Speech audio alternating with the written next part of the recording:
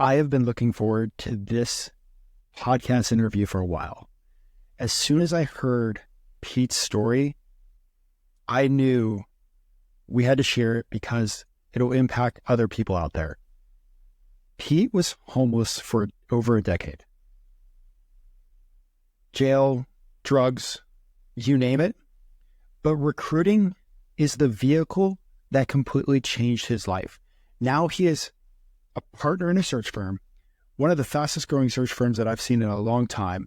In about 18 months, they've went from 3 to 15 people. I know it's growing, but I'm excited that he's here to share his story because I know the impact that his story is going to be. So Pete, I want to welcome you to the podcast, Pete. Thank you, Ben. I appreciate you having me. So real quick for the listeners, what are you doing now? Talk about Titan Placement Group. Like what's going on at this current moment with you guys? Sure. So we are home placement recruiting firm. Our specialty is we work almost exclusively with federally qualified health centers and community nonprofits across the board. Awesome. And we always get started. We're going to kind of do a little bit different. Like we're going to talk about like how we got started in recruiting, how Pete Tomasko we got started recruiting, and then how like taking a few steps back to the story of what happened before he got into the recruiting world. So like, first of all, how did you end up in this wonderful world of recruiting? Yeah, sure. So it was, 2 years post me coming off of the streets. I was renting houses for some guy here in Sarasota. And I had a couple of friends that I had made along the way were in the recruiting space. And they had been asking me, listen, we think you have the right temperament. We definitely think you have the right energy. You're always smiling. You're a super nice guy. Why don't you come and think about recruiting? And I didn't know anything about recruiting. The only thing that I kept thinking about that I would not be a good fit was because it was in an office sitting in a cubicle. And there, at that point in my life, there was no way that I can envision myself sitting in an office in a cubicle. But they were persistent, right? And so I went one day, we had lunch with the guys, went to the office, sat with them for like an hour, and I was hooked. And so you jumped in there with no experience recruiting. Only experience was like painting houses. How'd you go from there to being a top biller to now a partner of a search firm? Yeah, man, it's been a journey for sure. Spent the first couple of years with that place. It kind of went sideways. The guy that owned the place was not a really cool dude. He was doing some really shady things with the money. And then and we had a pretty full house. We had 25 recruiters there, and then they slowly started to leave the company. I was kind of one of the last people that kind of just hung on until that, I also was able to see the writing on the wall, and so I left then. And then shortly after that, I took a year off from recruiting. I'm like, wow, this is crazy. I'm really not sure I want to get back into this, but it turned out that 2 of the other people that had left that company went and started their own company. Right. And so I started getting calls from them, and I said, I'm not going to do it. I'm not doing this. I don't want to go back. And then again, I relented, it took me out to a really nice fancy lunch. It didn't take much back then. And same thing, we had the talk of all the things that they wanted and were willing to do for me. And so I gave recruiting another shot, and looking back now, thank God that I did, and so I stayed with that firm, for almost 4.5 years. And then the same thing started to happen. Management was going sideways. I could start to see the writing on the wall. And it was really not a good space. It became a really toxic work environment. And so what happened is I know for me today, there's a couple things that I know to be really true. Like for most people, right? But for me, for sure, there are very few moments and windows of opportunity that come in life to take a genuine leap of faith, and that window may not come again. And so that window, it opened up for me. Like, and one day I was at work, and so I got with my two business partners, that one of them, now, Justin, the other one being Gary. And I grabbed those guys and I pulled them aside and I said, listen, man, I said, we got to get out of here. Let's go do this thing on our own, and so we did, and at that time we were under the proverbial non-compete, that's the hot topic right now. But, at that time, they were trying to enforce it. We weren't trying to fight it. So we honored it, right? We went and we sought legal help. We had a lawyer tell us the do's and the don'ts of this thing. And so we honored, that 6-month non-compete and that additional 6-month non-solicit. And so we walked in on April 18th, 2022. We all three resigned that day. And for the next 6 months, up until October 18th, we did not work. Wait, so you guys didn't do any work for 6 months? No, we didn't, Ben. We were honorable. Like, we didn't take any clients. We didn't do any side work. We didn't do any side. I think for myself and Gary and Justin, I think part of it was, there was a little bit of fear-based in it, right? We didn't want to get tangled up in some legal cases. So we did. And we were lucky enough that, recruiting had provided a lifestyle prior to that day that we walked in. Like, we had money in the bank, right? So you guys had money in the bank. So you guys built up a substantial cushion. You didn't spend everything that you guys got. And I got to ask you, we'll say 4 or 5 months in, when you were sitting there twiddling your thumbs, thinking about, was there any point in time that you were just oh shit, oh crap? Yes, but yes, many times. But I'll tell you what held us together and kept us strong is during that 6 months, what Gary, Justin, and we took turns rotating. It was on Tuesdays and Thursdays. They would either come to my house, or we would go to Gary's or go to Justin's, and we would spend 2 hours, and we would plan and talk about what we thought title placement could be and would be, right? And so we did a lot of back end planning and talking about and trying to come up with the name and the tools and the resources and what our target clients would be. So there was a lot of conversation that kind of kept us in the loop, but nothing as far as reaching out to any client, nothing like that. I mean, we stuck to the non-compete. So you stuck to the non-compete. 6 months in, it's go time. What did you guys do?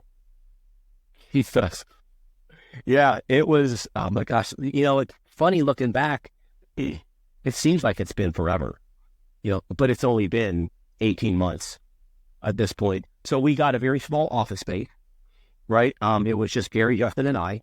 And then the plan is because we knew we had to build this thing from the ground up because part of the non-compete, we had an additional 6 month non-solicit. So we couldn't contact any of our own clients for essentially a year, right? So we literally had to start with all brand new clients, people that had never heard of us before. So the first few months were just on the phones all day long, smiling, tiling, putting on a face in spite of how we felt sometimes. And we had to get new clients. And almost you guys are pretty much starting a business from scratch. We absolutely built it from scratch. So the first few months, you guys trying to get new clients, what was working for you guys? Was it just literally smiling and dialing and having conversations? Yeah, it was that too. But what we did to really bring this thing into focus is we put up a whiteboard. And so Gary, Justin, and we would come in on Saturdays and we would write on a whiteboard all the names of all of the clients that we wanted to get, right? And we would that whiteboard with hundreds and hundreds of company names on it was just our focal point. We would and it didn't matter if Gary and Justin and I were not focused on which one of us was able to get the agreement signed. That was the board, and we just focused on those companies until we got the person on the phone, was able to convey her value and get an agreement signed. Okay, so you guys, for the listeners, you guys planned who you were going after, so that way during the daytime, it sounds like you could just like put in the work. Yes. Yeah, we did all the planning for the upcoming week on Saturdays. That's an important thing. Definitely taking notes on that. So that's what I'm going to be doing this week. But anyways, okay, so you guys are just growing fast. You guys are like literally like, I feel like new recruiters are getting started constantly. I want to jump into what happened to you before you started recruiting. Like you were homeless for a decade. Like how did you even get there before we start walking through like how you got out of it? Yeah, sure. So, listen, it couple things just to, I think are worth touching on. I had a crazy childhood, right? When I was 10 years old, my mom was, married some guy. Turns out this dude was a psychopath, right? And so, he was abusing me for no reason whatsoever, right? Every day he was just and my mom at that time worked at, Ford Motor Company. So she was working the night shifts. So this guy was like, he was doing the nighttime shift, watching me and my sister. And for a really long period of time, he was beating me for nothing, right? And I never told anybody about this abuse because he wasn't hitting my sister, right? And my sister was a year younger than me. So, I remember at the time just thinking, as long as he's not touching my sister, like, I'm just going to weather this storm for as long as it takes. And then somewhere along the line, I don't know how it happened even to this day, but my mom finally got wind of what was going on. And of course, as soon as she heard about it, she immediately filed for divorce and we moved out. And then what happened one day is my sister and I were at school. I was 10, she was 9. We were on the front, outside the school, waiting for her mom to come pick us up. She doesn't show. We don't know what's going on. Like before you know it, all the buses are gone. There's no more kids outside, but my sister and I are still standing here waiting. And the next thing that I know is that the principal comes out and gets us and takes us back inside. And then what seemed like within seconds, my grandfather and my 2 uncles come walking in the front door. Right. And so, like, I don't know what's going on. And they proceed to tell me that my mom has been killed. And what had happened is this guy, my stepdad, had waited for my mother about a mile from the school in his car. And when he saw her coming, he pulled out in front of her in the middle of the intersection, blocked her off, got out of his car, walked over to her car, and shot her and killed her right there on the spot.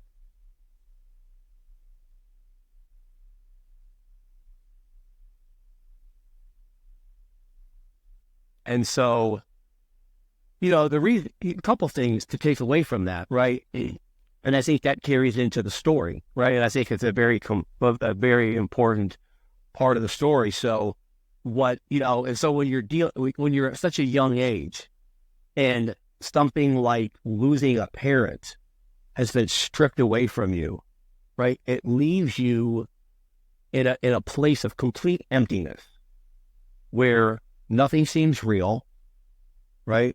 There's no more stability.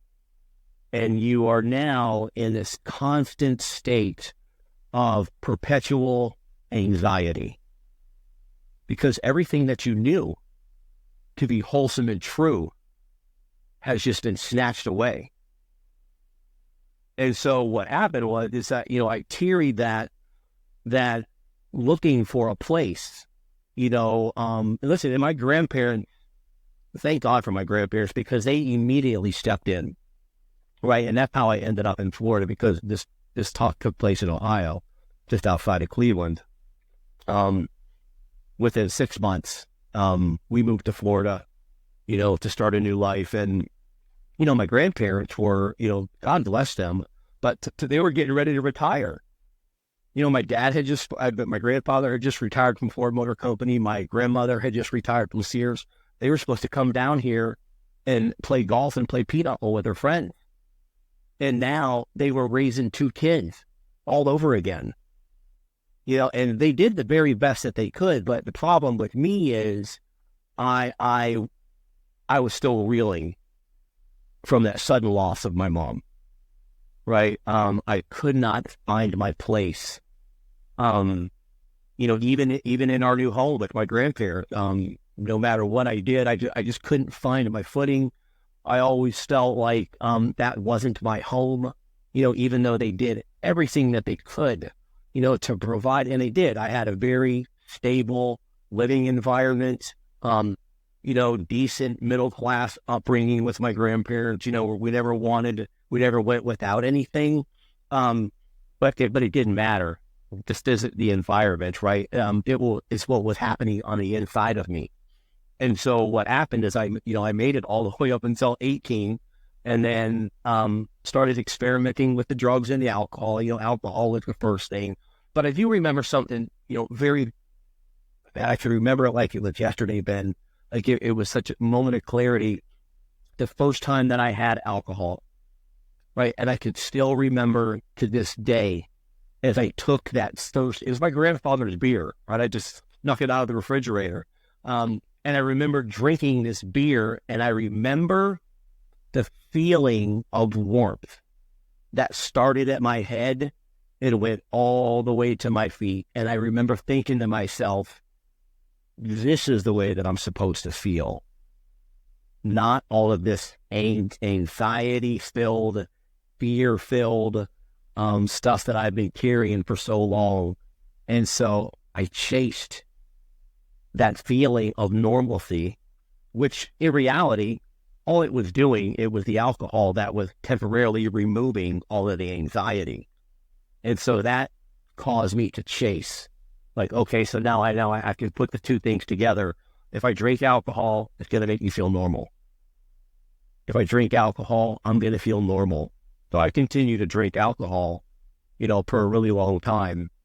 And then what happened is it got worse, right? Because, I developed an addiction to it. And then the drinking led to drugs, and then, and I kind of was able to hold my life a little bit together. I had an okay job. I worked at the Walmart distribution center. I got promoted to supervisor, but still drinking a lot, just managing day-to-day life. But still, it hadn't spun out of control yet. Very mundane life, right? There was nothing exciting going on.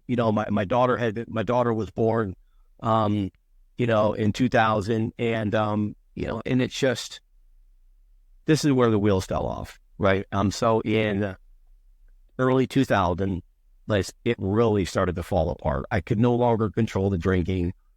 I could no longer control the drugs.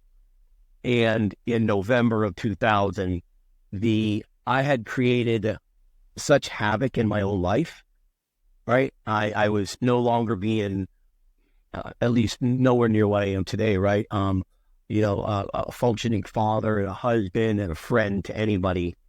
And I felt like I had backed myself into a corner. And the only way in that moment, on that day in November, like the only thing that made sense to me, because I did not know what direction to go, was to leave and try to go fix myself. Because if anything that I was trying, in those early stages, just wasn't working. There wasn't a lot of help. I didn't know anything about recovery, and AA and NA and all these places that, all these hotlines that are pretty available today. But in that day in November of 2000, I just thought to myself, I need to leave and go get myself together. And so I did. I packed my car full of stuff, pictures, clothes, heirlooms that I thought I would want. And I drove off in the middle of the night, and I never went back.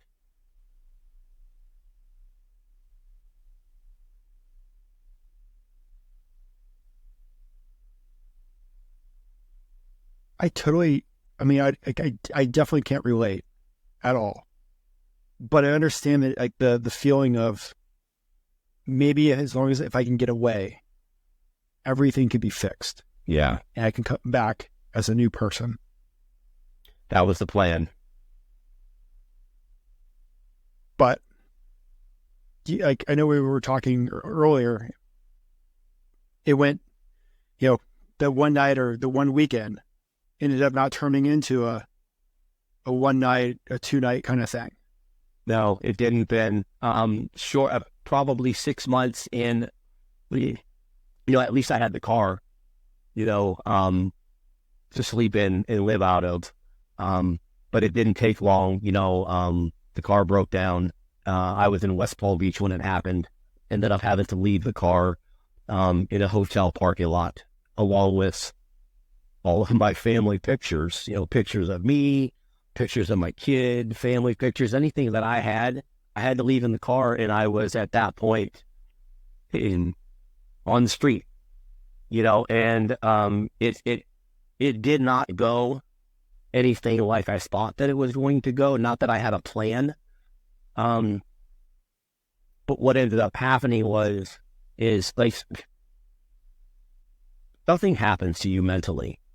Like when you realize, like I had to do for the first time shortly after I had to leave the car in the parking lot, there's something that happens to someone when you are left literally on the street and you have no form of shelter around you from a physical aspect. Like at least when I was in the car, there, being in the car provided some semblance of shelter, even though I was homeless. But when you don't even have that, and you're on the street, you become so vulnerable to the elements that it immediately puts you in a survival mode, because you don't know where the attack is coming from. Right. And so what I did is I just continued to, still can't even believe this happened. There's nowhere to get food. Right. And there's nowhere to eat. Right. And so you have to start finding the food where it is. And where the food was in dumpsters. Right. And leftover food that I would find in garbage cans. It was crazy. And so one of the biggest things that I did not expect was the remorse and the guilt that I would start to feel for, in my eye, abandoning not only my family, but my kid. My daughter was 10 years old when I left. And so these thoughts, not daily, but weekly for sure, that I would think about my kid and like, how am I going to get back there? And it was I was so overwhelmed by shame and guilt that I needed to mask that, because I was not in a position to deal with those feelings living on the streets. So I would continue to drink and use drugs. And 6 months turned into a year. And I did this. And 1 year turned into 2 years, turned into 3 years, turned into 4 years. And I'm telling you, Ben, just in the blink of an eye, it was a decade later.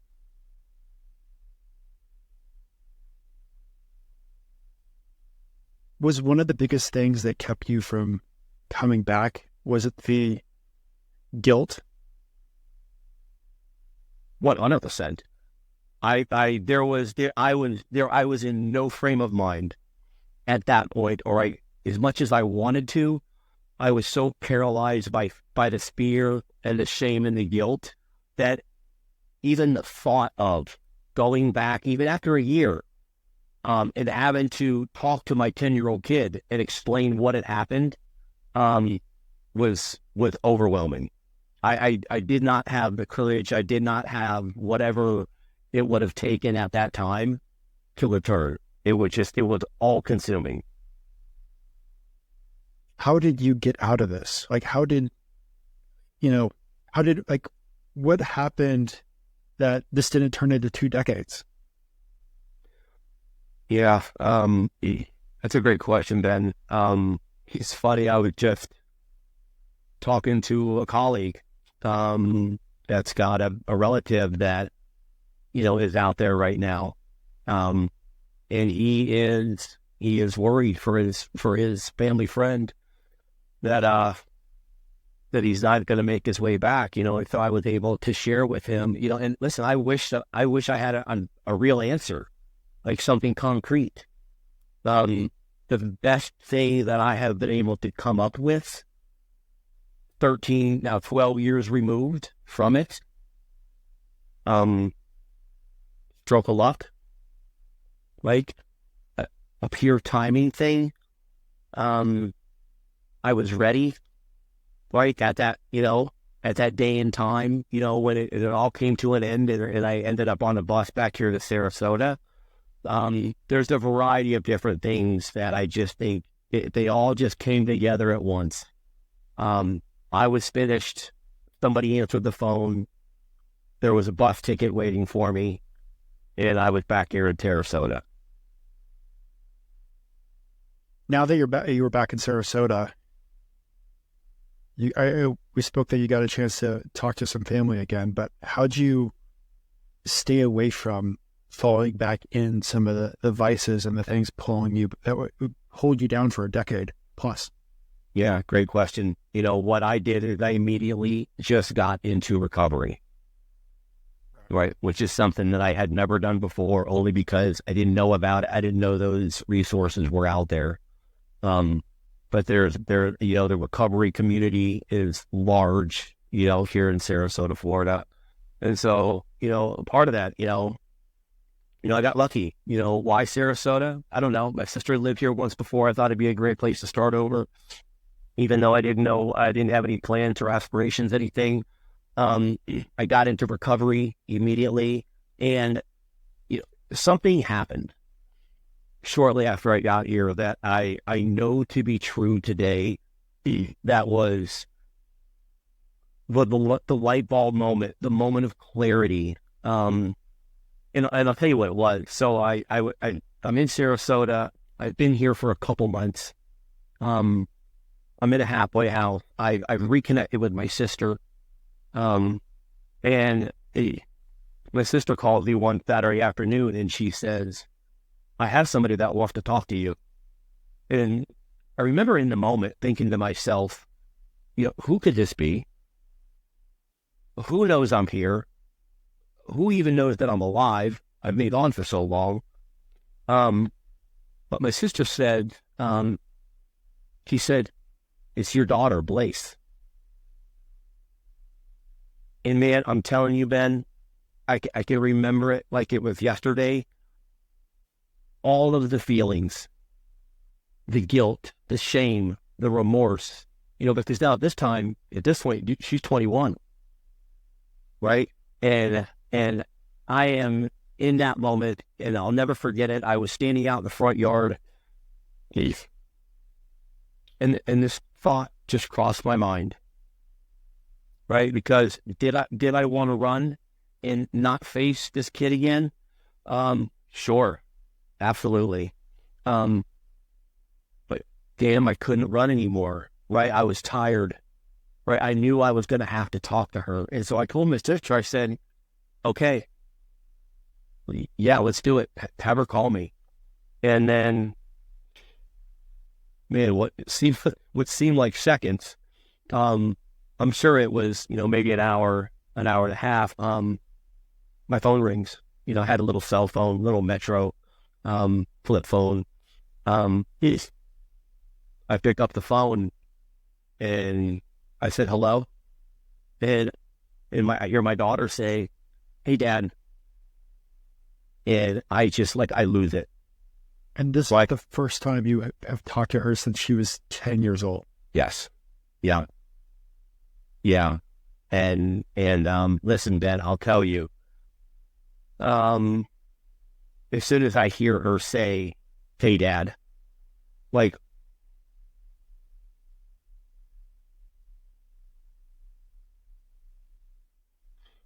a decade of emotions just comes flooding back, in that moment.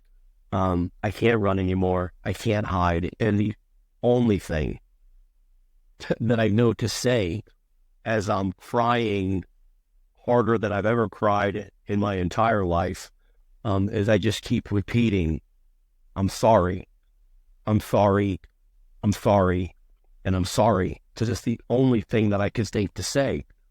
What else is there to say? And yeah, so this is the moment, right? And so when I'm finally able to compose myself, catch my breath, and wipe my eyes, and like it was her cue, and her response to me was this: "It's okay, Dad. We all make mistakes." And I'm telling you, Ben, in that moment, it's something happened to me that I had never experienced before in my entire life. Not with the drugs, not with the alcohol, not with anything. When she said to me, "It's okay, Dad. We all make mistakes," it was as if some of your listeners had maybe experienced something like this before. It was as if somebody had lifted a 4-ton boulder off of my shoulders and threw it to the side. In that moment, I felt like, for the first time in well over a decade, that I could take a deep breath. I mean, after a decade, there's 1,000 different ways that she could have gone other than, it's okay. We all make mistakes. Yeah. I'll tell you, Ben, we've talked about that, many times. And she could have told me, fuck off, don't ever call me again. And it would have been justified, right? And I would have had to respect that. And even to hear her talk about it today, in that moment, on that first phone call, she just thought it was the right thing to do. Right. And what neither of us knew in that moment is, not only did she set me free, right? But she also set herself free, because what ended up happening after that is we started to put our relationship back together. Right. And we have a relationship today that is just is probably as good as can be expected given the circumstances, right? She's a mom with 2 wonderful daughters, my granddaughters. We all have a great relationship. We've been through a lot together. Thanks to recruiting, right? Thank God, thanks to recruiting, when COVID hit, right? My daughter, like many people, lost her job, right? She was out of work.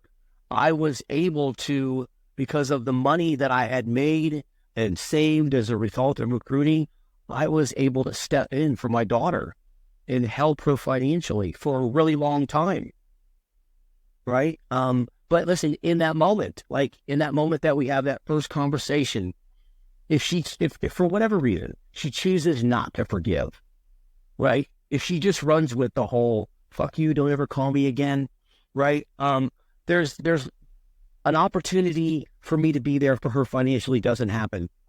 And then COVID hit, and then what happens to her then? She's a single mom with 2 young kids. She doesn't have anybody else. And so now I'll tell you the relationship that I have with my daughter today, and it's fantastic, and my grandkids. But I feel like at this point in the game, my daughter knows a couple things because it happened a few times. She knows that I'm here. She knows that I'm sorry for what happened, right? And that I'm doing everything that I can to put my life back together, which has happened tenfold. Because all she's ever wanted for me was to stop using drugs and get off the street. That's all she ever wanted. But now today, where I am the most important part of her life, is that she knows that I am here. If And any, it's something, yeah, and that's something that she didn't have for well over a decade. And I mean, this, you're switching gears a little bit. Like, there are so many people struggling, like deep struggling, like to maybe not to the level of the struggle that you had. Why did you make it out when others didn't?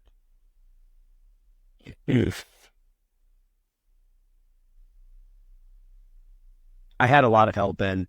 And I think the most important part of that is many people that suffer from any type of addiction, right? It can be, listen, drugs and alcohol are not the only two things addiction related that absolutely destroy people's lives. There's many things out there that will crumble somebody's life. But coming off the street after a decade, I was tired, right? And I wanted to get better. And I was willing to put in whatever work was going to be required of me to put some semblance of a normal life together. I never imagined that it was going to evolve into this. I didn't, Ben. Listen, I was just talking to a friend earlier that, early on, it was just like, I'll tell you a quick story. I remember in my first year, off the streets, I was still riding a bicycle. I didn't have a driver's license yet, right? And I got caught in the rain. And I remember I was riding home from work, painting houses. And I remember I got caught in the rain. And I remember I was literally singing in the rain and thinking to myself, if this, in this moment, painting houses, living in a halfway house and riding a bicycle is as good as it ever gets, I'll be okay with that. I just didn't want to use anymore, right? And living on the streets was horrible. And I didn't want to go back there. And I was willing to do whatever it took just to make sure that I didn't go backwards. And you got a job as a recruiter because you got talked into it. No experience recruiting. Like, how did you really learn the skill set of recruiting that changed your life? Listen, it was hard, and I'll tell you why it was hard because of the things that I just mentioned, right? Because of my what happened to my mom and then my grandparents raising me, and then at 30, listen, crazy. Even if I'm saying it now, it's mind-boggling to me. Like when I decided on that night in November to leave, like I was 30 years old. I was 30 years old when I did that, but I had no computer skills, no communication skills, no skills of any sort. So when I first got into recruiting, it was a long learning curve. It took me months. Nothing like it is today. I mean, these kids that we have today, like guys, they're fearless. Like all they want to do is just like, give me the script and get me on the phone. That was not what happened to me. I had to learn basic computer skills, right? And thank God that the first company that I worked with, even though it was a pretty toxic environment, they were patient with me and let me work through all that. Like, I was just going to ask, like, I know a lot of places, if you're working for somebody, like, if you're not picking things up, you're fired, you're gone, you're canned. Like, what kept you from, with all these struggles, from getting fired? The only thing that I can think of that actually makes any kind of sense is they saw potential. Listen, I showed up to work every day, right? I was always there on time. When I was at work, I was there to work. I wasn't laughing, having a good time, that stuff. Like, I was serious about doing it. And so I think they saw the potential of what could possibly be is the reason that they kept me around. How long did it take for you to make your first placement? Oh, I'll never forget it. It was with, and I can name the company right now because they've been since then been bought out. In New Jersey, Riverside Medical Group. The Bakers know it, Dr. Baker and his two kids. My first placement was a nurse practitioner.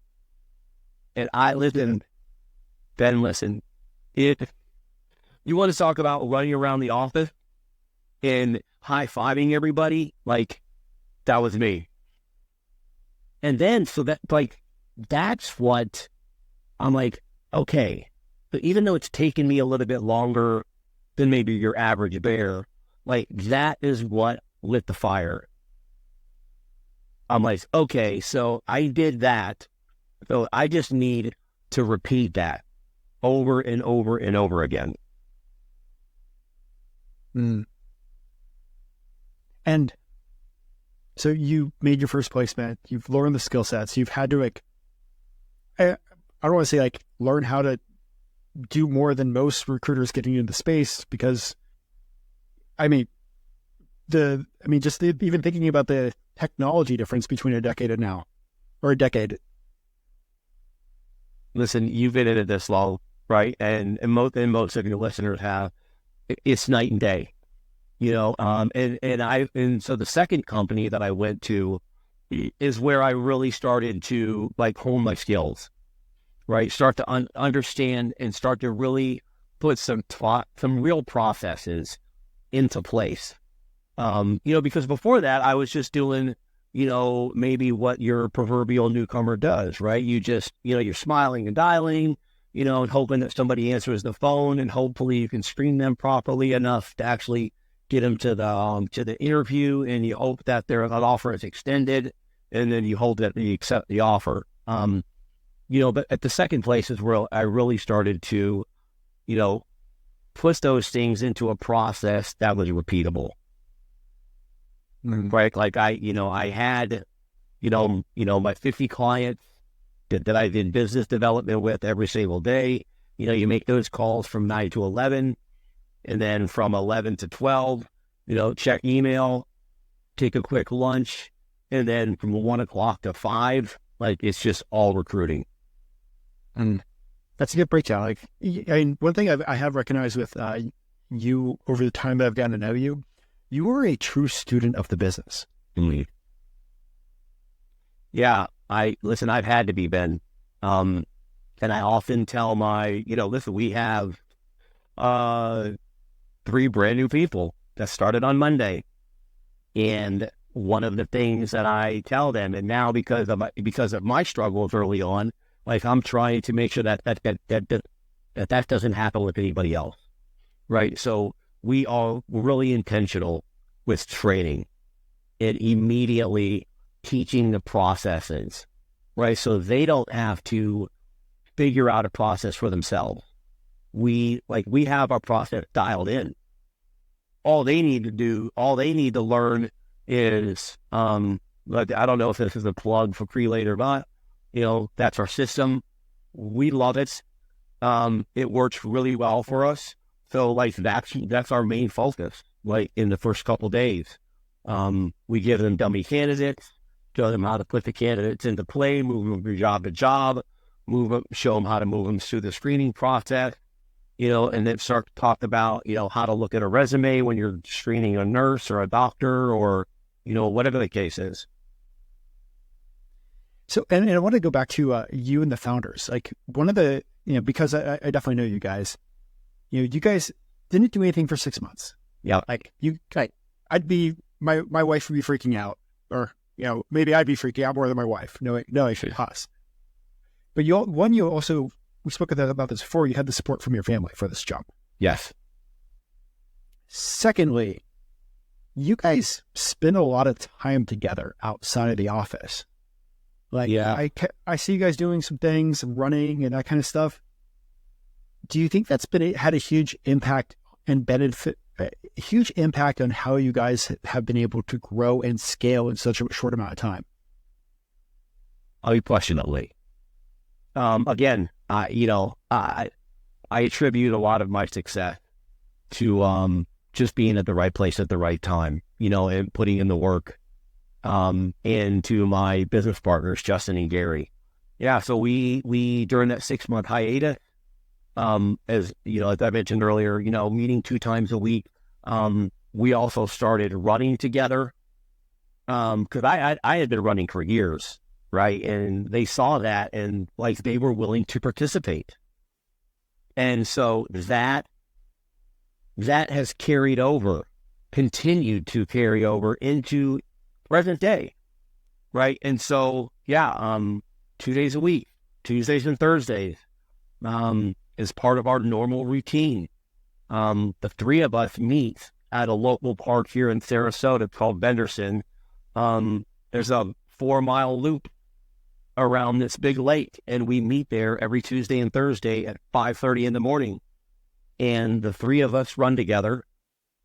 And that's like, but here's even the cool part, Ben. It's like now one of our other recruiters, Hunter, right, for the last month has been, this kid's never run in his life, right? He has participated. He's been running with us, right? And so it is without a doubt, it has been the bond that we have formed together, during that 6-month hiatus, and what we have continued to do up until present day has been life-changing. It is definitely something that holds us together. And well, another reason that there has been such rapid growth in this company, and just briefly, I have a friend, that started working here 2 months ago.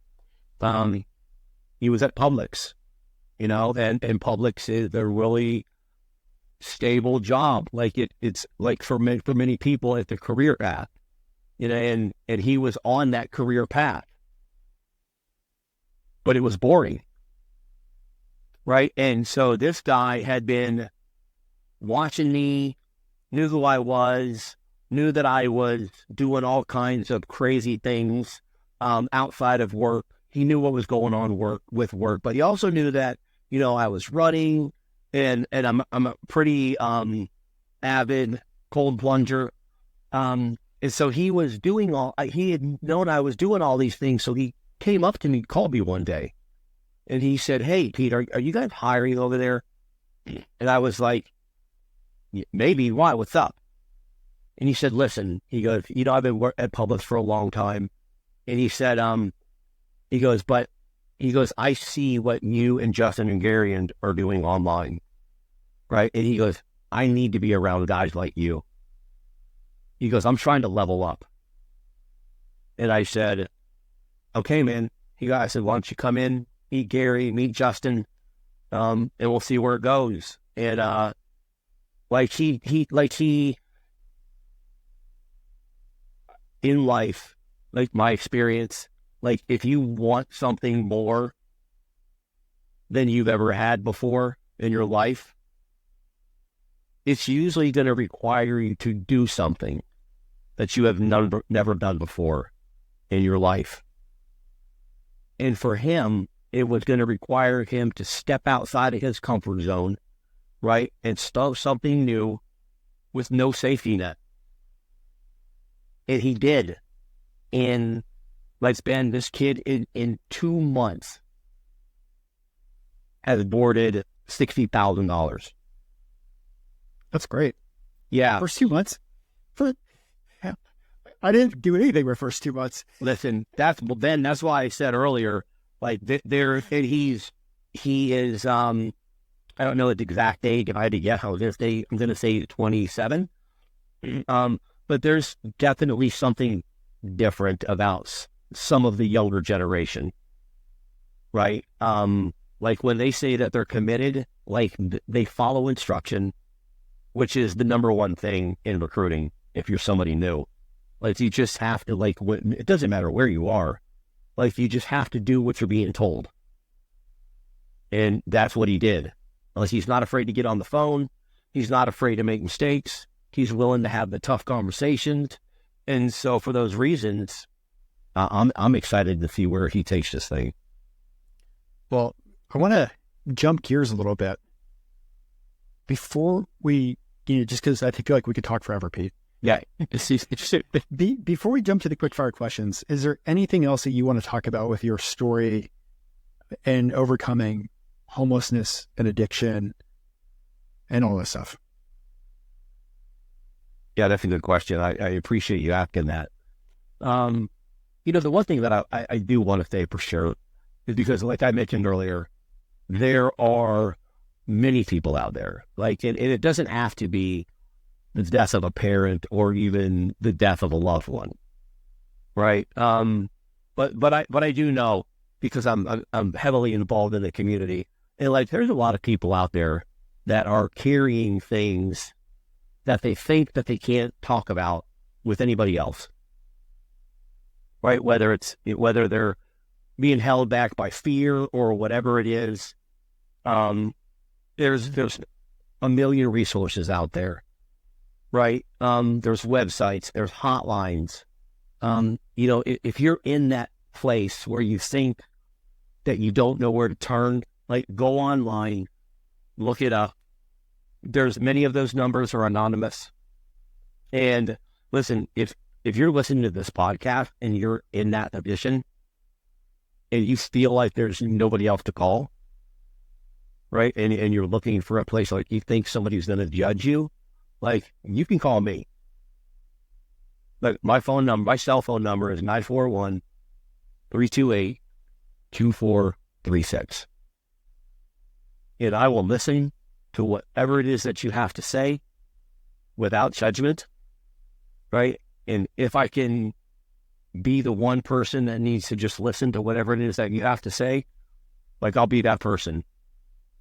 And if you're looking for help, maybe just for somebody to point you in the right direction because you don't know where to turn, I'll help point you in the right direction. And I feel like I don't know how to go to the quickfire questions after that. That's all right, Ben. Listen, let me, so here, like, for all the things that I've said, right?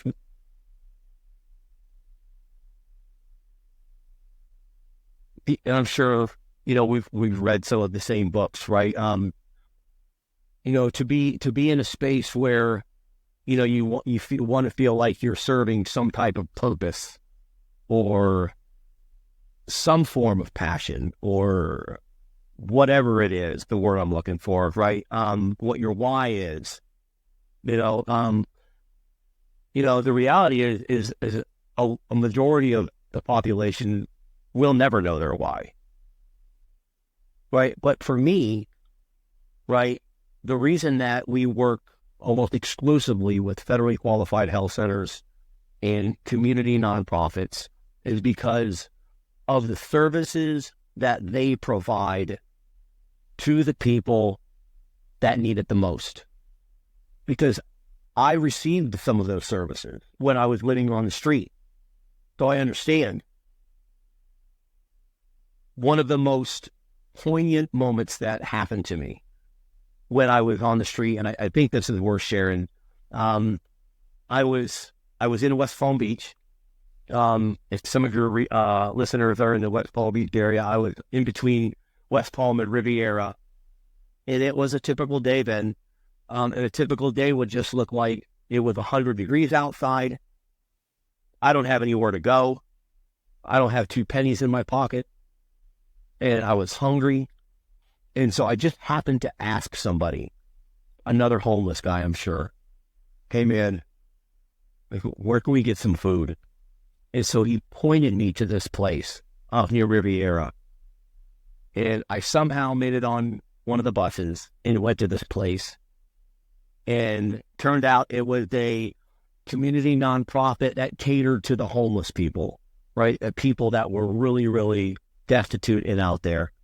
And I walked into the front door, and the girl that was standing behind the counter took one look at me, and she opened the little swing gate, and she said, "Can you come with me?"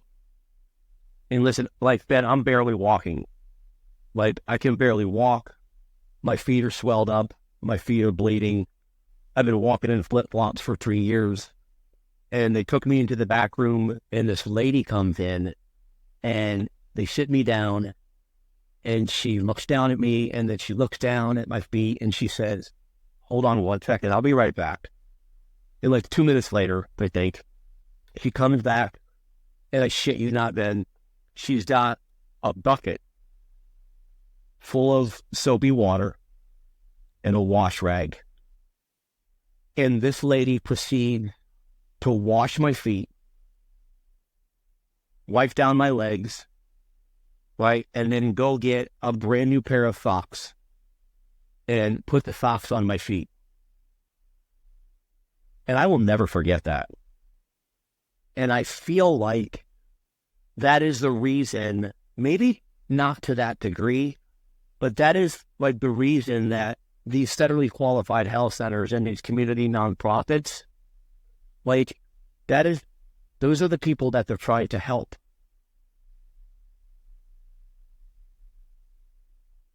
And when people talk about finding a niche or niching finding you, the niche found you. And I know before we jump over the quickfire questions, because of everything that you're doing in recruiting, you're also actively involved in the nonprofit space by giving board of directors. Can you talk about that real quick before we jump over to the quickfire? Yeah, sure. So, great question. Thank you for asking. So I currently sit on the board of directors for Lightshare Behavioral and Wellness Centers here in Sarasota, Florida. They offer the same services that I needed when I was on the street, but I just didn't have access to, people that are struggling with addiction. They can go and they can live there and help people get off drugs, get off whatever addiction that they're doing. And the crazy thing about it is there was a moment of time when I first got off the street, shortly after I got into recruiting, that I thought that because of my past, because of my background, right, that I would probably never do anything meaningful in my life, right? Because who's going to hire somebody like me with my past and my background, right? But it turns out that same path and same background has got me to where I am sitting today, including sitting on the board of directors for that organization. Because when they came to me and they heard about my story, they asked me to sit on the board because of my path, because of my background. And what they told me was this. I went and had lunch with the CEO, right? And she asked me to share my story with her, and I did because she had heard about me. And she said, "We need somebody like you to sit on the board of directors of this organization. We need somebody with first-hand experience that can relate to what we're trying to do to help guide us towards the future of where we're taking this thing." So just be like, if you're out there, you're thinking like you completely screwed your life up, I promise you, you've not. You have not. Jumping to the quickfire questions.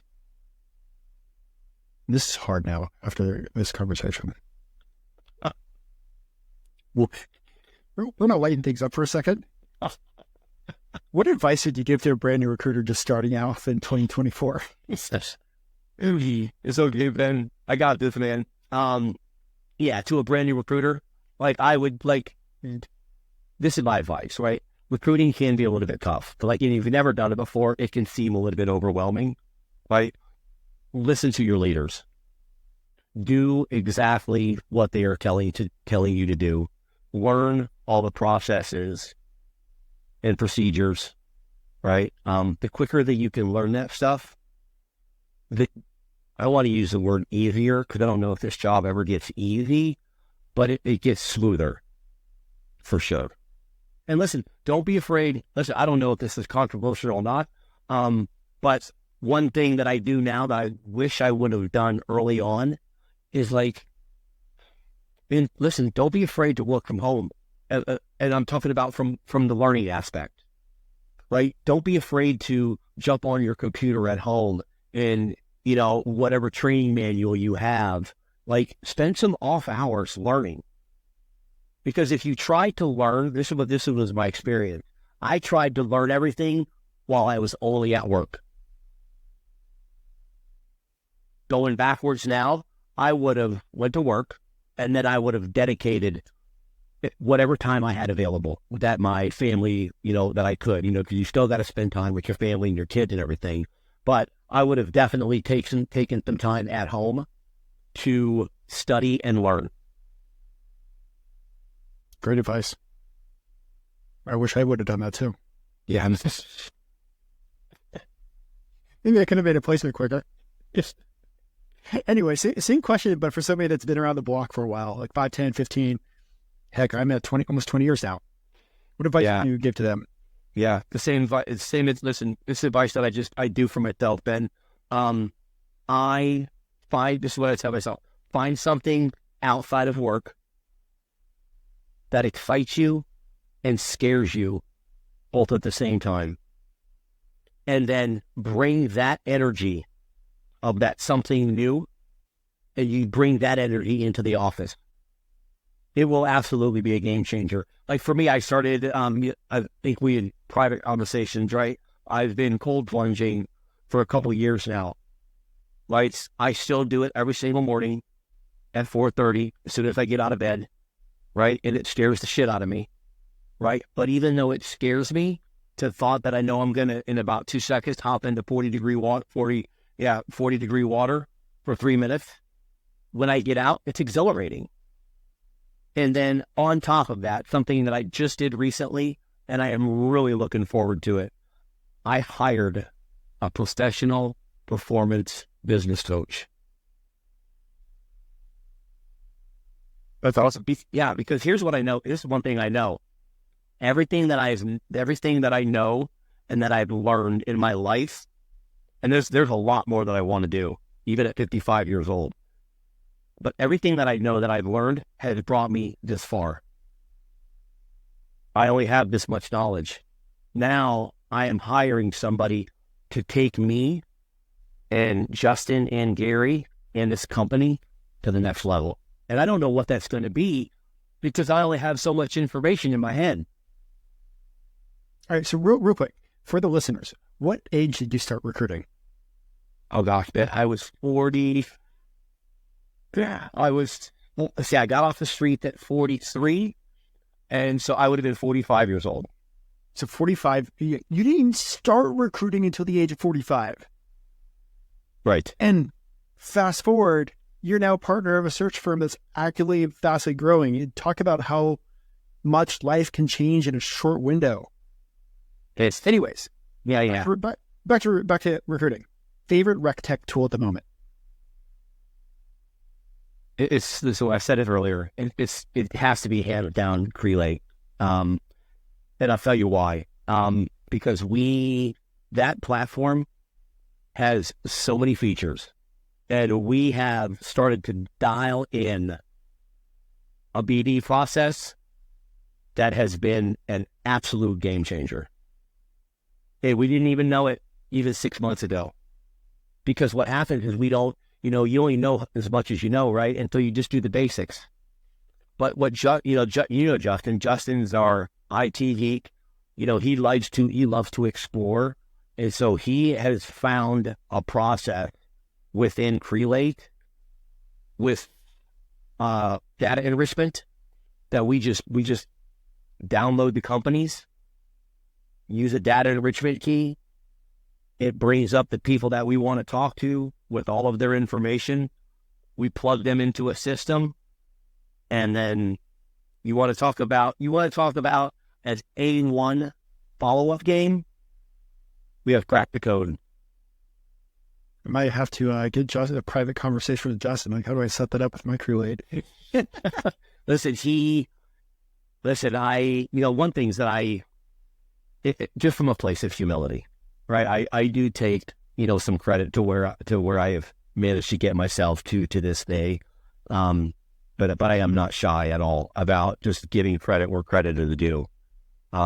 It keeps me in a place of humility, right? And I always want to recognize the people that have been with me along this journey.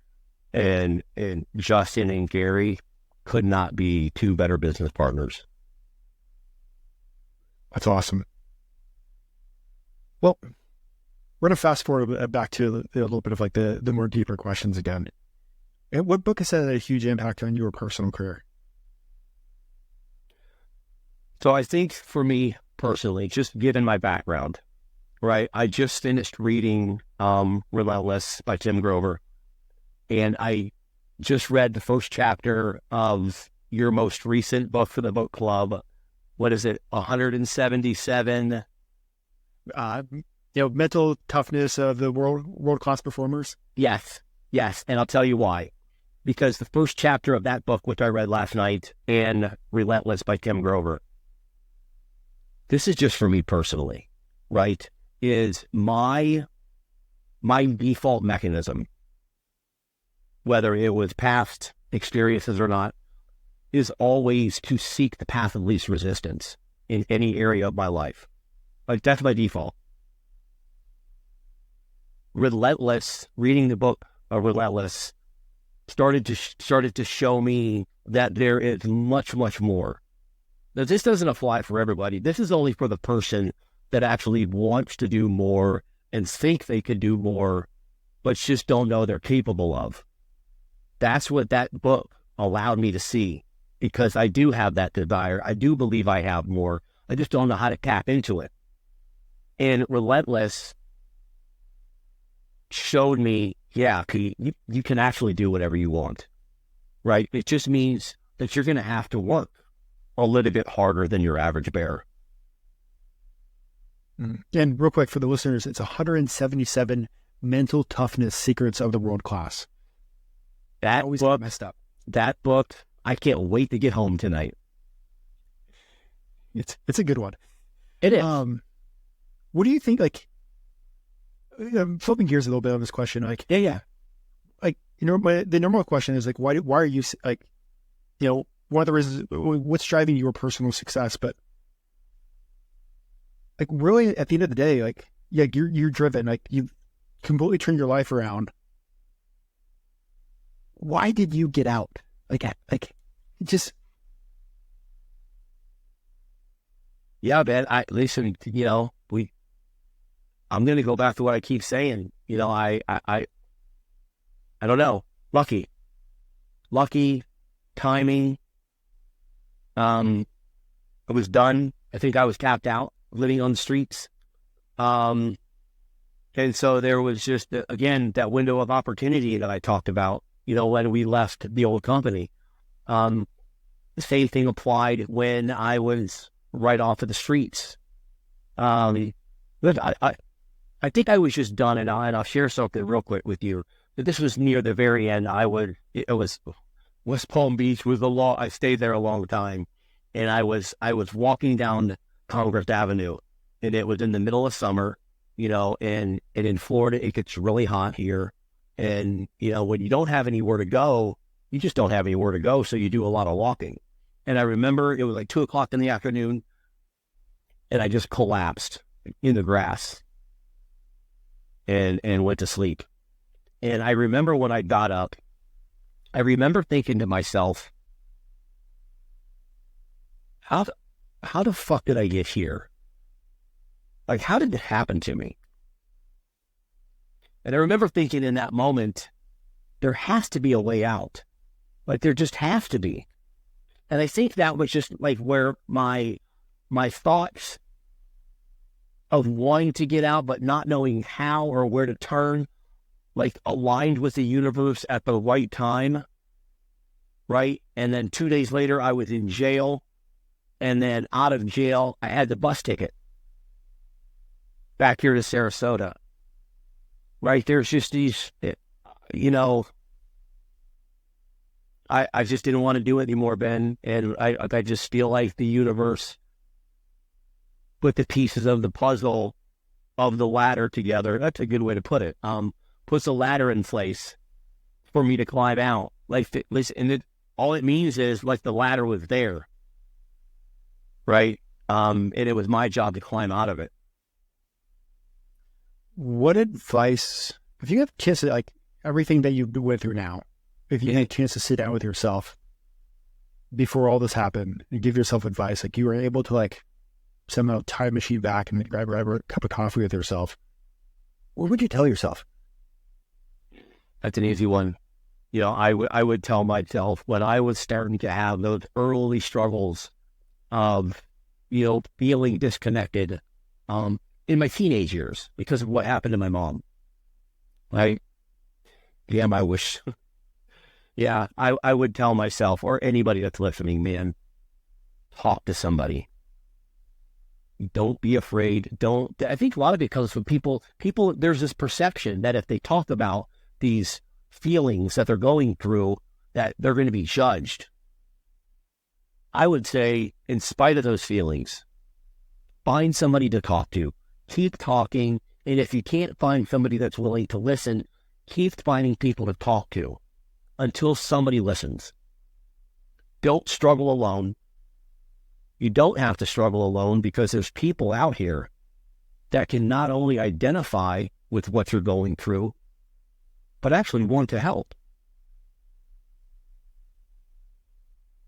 If you got a chance to sit down with yourself at the beginning of your recruiting career, with everything you know now, what would you tell yourself?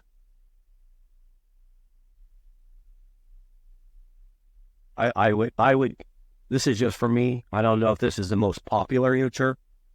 I would say to put in the work. I would say I would have doubled down on the work that I actually did for a really long time. The recruiting has, for many people that I know, has been a catalytic, life-changing opportunity. Right, and I think it can be that for everyone, but you have to put in the work. Right, it requires a lot. He really does.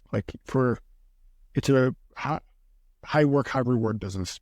Yeah, I think I've heard, a couple people say, that, I love it too, that the recruiting world is a personal development business disguised as a career. Because if you think about it, Ben, and I'm sure that you can relate, right? It just takes you in so many different areas of life that you have never thought about. It's certainly done that for me. It's the person that I am today. It's changed the way that I talk, right? It's changed my mentality. It's taught me to be more compassionate. Right? Especially when you're talking to people all day, you have to be relatable, right? You have to learn to ask questions, and it's going to teach you how to listen really, really well to what people are actually saying. Not what you want to hear, but what they're really, really saying. Recruiting is absolutely the reason that I am sitting here today, without a doubt. There's no other, I can't think of another place, I can't think of another career that I could have gotten into that would have afforded me as many opportunities, the relationships that I've built, our relationship together. I've met people that without recruiting, I would have never met before, would have had not been in a relationship with before, being on the board of directors, none of that happens without recruiting. Talk about a powerful vehicle. Well, Pete, before I let you go, first of all, how can if somebody was to follow you, how can they follow you? Yeah, you can, our website, titanplacementgreets.com. I'm not a big social media person. Definitely on LinkedIn. You can find me there. Or you can call the office. 941-269-1000. Awesome. And before I let you go, is there anything else that you want to share with the listeners? No, I do. But what I do want to say is to you, Ben. We talk about your podcast almost daily. It's surely every time a new episode comes out. It's either me or Justin or Hunter or somebody else that comes into the office. Hey, did you listen to the new podcast? All of the guests that you have had, you want to talk about value. Every guest that you have ever had has brought an enormous amount of value.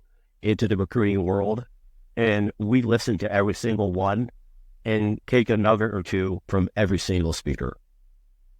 Well, thank you for doing that, Ben. We really appreciate it. Thank you for coming on and adding a few nuggets for somebody else. Yeah, man. Well, for the listeners, this has been a powerful conversation. I know there's some things that I personally have picked up from it. But man, wow. Talk about overcoming. Talk about the power of the recruiting industry. And I want 2024 to be your best year yet. Keep crushing it, guys. Thanks, Dad.